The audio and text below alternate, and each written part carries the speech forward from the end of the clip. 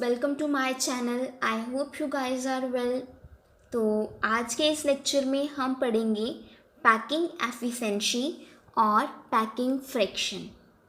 देखो, मैं solid state chapter की already I think 5 to 6 videos upload कर चुकी हूँ। अगर वो आपने नहीं देखी ना तो पहले वो जाके देखिए आप, क्योंकि कई कॉन्सेप्ट्स ऐसे हैं अगर वो पहले वाली देखी होंगी ना तो ये आपको अच्छे से समझ में आएगा।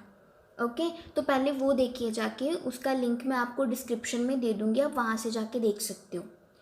तो जो आज का टॉपिक है वो है पैकिंग एफिशिएंसी। ठीक है, सॉलिड स्टेट चैप्टर का ये टॉपिक पढ़ेंगे, पैकिंग एफिशिएंसी। तो चलिए स्टार्ट करते हैं। तो पैकिंग एफिशिएंसी होता क्या है? Packing efficiency means percentage of total space filled by the particles. मतलब पार्टिकल्स ने टोटल स्पेस का कितना परसेंट ऑक्यूपाई किया है। अब देखो, एक एग्जांपल से देखते हैं हम। ये सपोज मैंने कोई बॉक्स लिया, आप भी इमेजिन कर सकते हो, क्योंकि फिर अच्छे से जब हम इमेजिन करते हैं ना कोई चीज़ तो हमें अच्छे से क्लियर हो जाता है। तो इमेजिन करो कि देखो, एक मैंने बॉक्स लिया, स्क्वायर बॉक्स है, उसमें मैंने ये पार्टिकल्स प्लेस किए। ठीक है, ऐसे आप देख सकते हो मैंने पार्टिकल्स प्लेस किए। तो देखो, जो ये पार्टिकल्स हैं इन्होंने पूरी स्पेस तो ऑक्यूपाई नहीं की है ना। बीच बीच में ये देखो, ये खाली स्पेस आ गई, ये वाली खाली स्पेस जिन्हें हम वॉइड्स बोल देते हैं, है ना। तो मतलब बीच में स्पेस प्रेजेंट है, टोटल स्पेस तो उन्होंने ऑक्यूपाई नहीं की ना। तो यही चीज़ होती है पैकिंग एफिशिएंसी, कि जो गिवन स्पेस, देखो गिवन तो इतनी है ना, बट उन्होंने सारी तो ऑक्यूपाई नहीं की। तो कितनी स्पेस ऑक्यूपाई की गिवन स्पेस में से, वही होती है पैकिंग एफिशिएंसी। ठीक है, अब आपको क्लियर हो गया होगा कि पैकिंग एफिशिएंसी क्या होती है।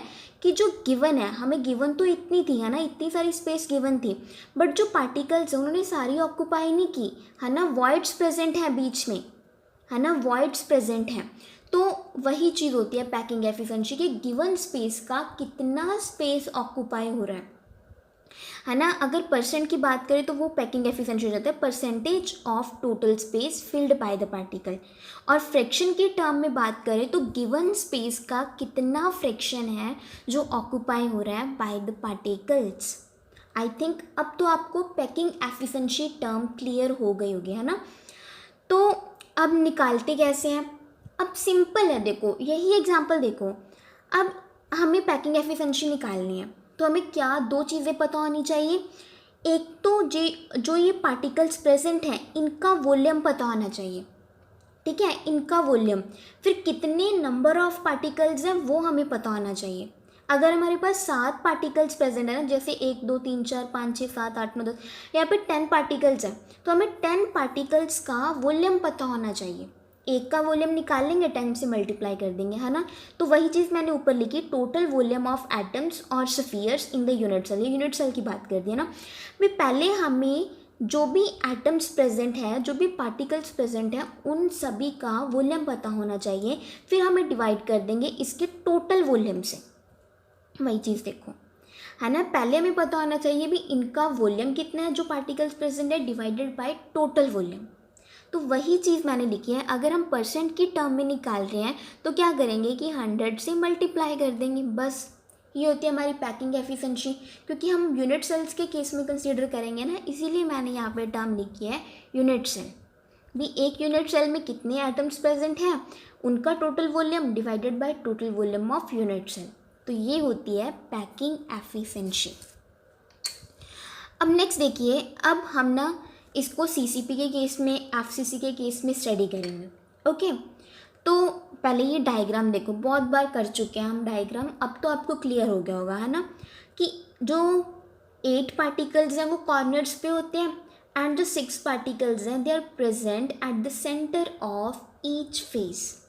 ओके, तो अब हमें पैकिंग एफिशिएंसी निकालनी है इस केस में। तो वही बात हम क्या करेंगे, पहले इस टोटल जो यूनिट सेल है इसका वॉल्यूम निकालेंगे, फिर इसमें कितने नंबर ऑफ एटम्स प्रेजेंट हैं उनका वॉल्यूम निकाल लेंगे, टोटल वॉल्यूम, है ना। तो देखो, तो टोटल वॉल्यूम निकालने के लिए हमें एज लेंथ पता होनी चाहिए कि उसकी एक्चुअल में क्या वैल्यू है ना। एक बार के लिए तो हमने सपोज कर ली कि वो ए है, तो वही मैंने लिखा है कि सपोज हमने एज लेंथ है वो ए मान ली, एंड जो ये रेडियस है ना, हाँ, एक बात और, ये भी आपको मैंने लास्ट वीडियो में आई थिंक बताई थी कि जो ये स्फीयर्स है ना, ये मतलब ऐसे इतनी इतनी दूर नहीं प्रेजेंट होते, ये आपस में टच करते होते हैं, ये ऐसे, है ना, एक दूसरे के टच में प्रेजेंट होते हैं ये वाले पार्टिकल्स।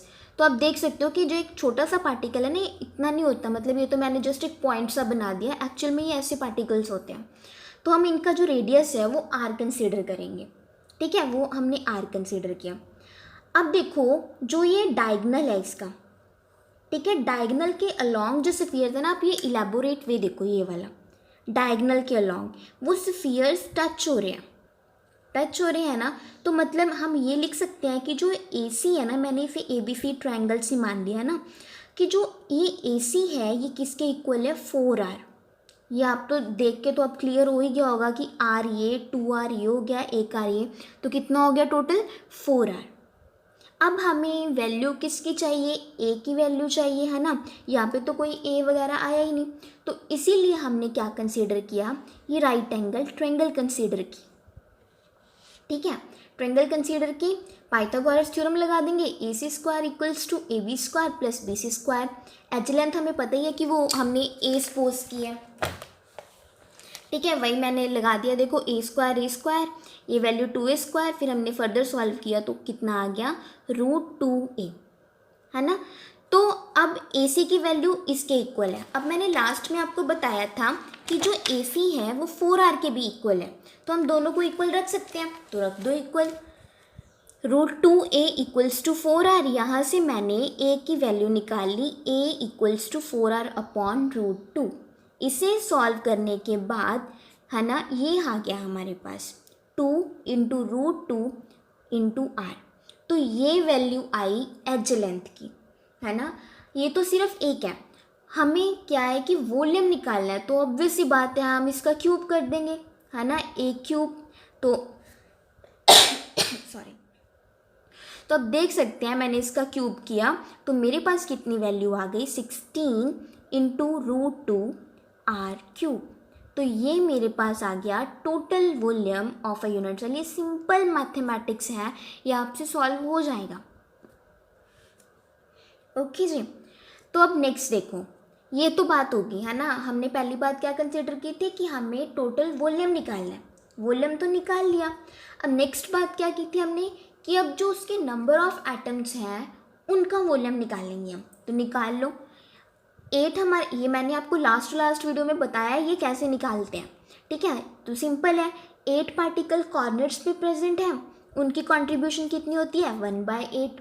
6 पार्टिकल फेसेस पे प्रेजेंट हैं, उनकी कंट्रीब्यूशन कितनी होती है, हाफ। तो इसे सॉल्व करने के बाद हमारे पास आंसर कितना आया, 4 टोटल एटम्स प्रेजेंट होते हैं, ठीक है, कितने, 4। तो एक का वॉल्यूम होता है 4/3πr³, तो हम उसे 4 से मल्टीप्लाई कर देंगे तो हमारे पास ये कितने का आ गया, जो 4 स्फीयर्स है ना उनका वॉल्यूम आया। तो अब क्या है कि इन दोनों को फॉर्मूले में पुट कर दो, ये दो वैल्यूज़ को, है ना। तो पैकिंग एफिशिएंसी क्या होगी कि जो टोटल वॉल्यूम है स्फीयर्स का divided by total volume of unit cell, बस वही कर दिया, 16 से 16 कैंसिल, R³ से R³ कैंसिल, ऊपर पाई बचा, नीचे √2, ये 3 नीचे आ गया, इंटू 100, क्योंकि हम परसेंटेज के फॉर्म में बात कर रहे हैं, तो इससे मतलब पाई की वैल्यू ये, √2 की वैल्यू ये मैंने लिख दी, है ना, 1.414 इंटू 3। तो सॉल्व करने के बाद जो पैकिंग एफिशिएंसी आई ना, वो आई हमारे पास 74%। ओके, कितनी पैकिंग एफिशिएंसी आई, 74%। तो ये तो केस था FCC और CCP, ठीक है जी, फेस सेंटर्ड का केस था ये। अब नेक्स्ट बात करते हैं हेक्सागोनल क्लोज पैकिंग, ठीक है, हेक्सागोनल क्लोज पैकिंग। तो आप देखो ये चीज़, ये होता है हेक्सागोनल क्लोज पैकिंग का यूनिट सेल, मतलब उस केस में यूनिट सेल्स ऐसे होते हैं। तो अब इस केस में हमें पैकिंग एफिशिएंसी निकालनी है, सिंपल है, जैसे हमने पहले किया वही, बस थोड़ा सा फॉर्मूला मतलब इधर उधर हो जाएगा क्योंकि यहाँ पे इक्विलैटरल ट्रायंगल्स की बात होती है। तो इस केस में भी क्या है, मतलब जो ये पार्टिकल्स, मैंने ये तो बात बता दी ना आपको कि ये आपस में टच करते होते हैं, ये देखो, है ना, ऐसे, इस तरह से।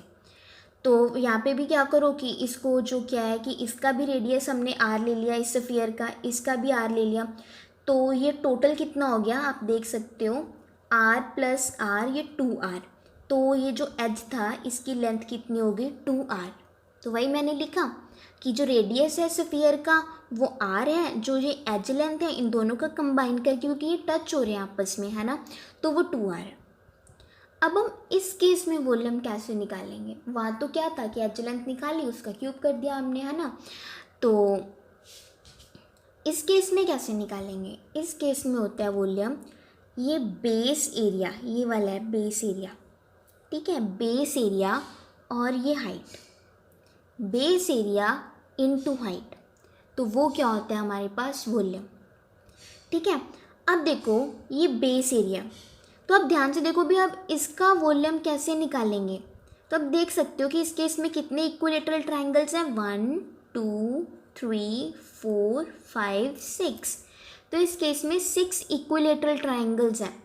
एक का हम क्या निकाल लेंगे, एरिया, तो उसे हम इस 6 से मल्टीप्लाई कर देंगे, है ना। तो जो इक्विलेटरल ट्रायंगल है उसका एरिया होता है √3/4 a², ठीक है, उसे हमें 6 से मल्टीप्लाई कर दिया, then we get this base area, ठीक है। आपको समझ में आई ये बात कि भी क्या हो रहा है, ये देखो ये है टोटल बेस एरिया, ठीक है, ये वाला, ये बेस एरिया, ओके। इस केस में 1 2 3 4 5 6 इक्विलेटरल ट्रायंगल है।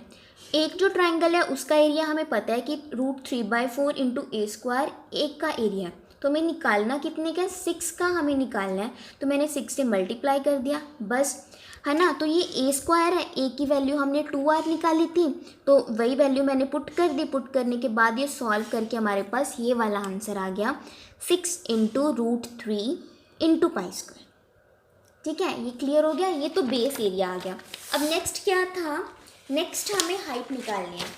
तो जो हेक्सागोन का केस होता है ना, उस केस में जो हाइट है यूनिट सेल की वो इतनी होती है 4r इंटू √2/3।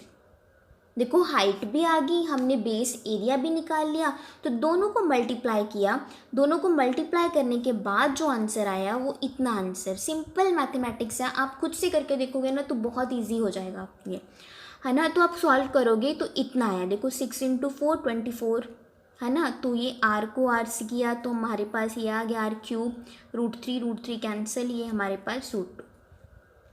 अब बात करते हैं, वॉल्यूम तो आ गया, नेक्स्ट बात मैंने क्या बताई थी कि हम क्या निकालेंगे भी, कितने नंबर ऑफ एटम्स प्रेजेंट हैं उनका वॉल्यूम निकालेंगे सभी एटम्स का। अब ध्यान से देखो, ये दोबारा डायग्राम पे आते हैं,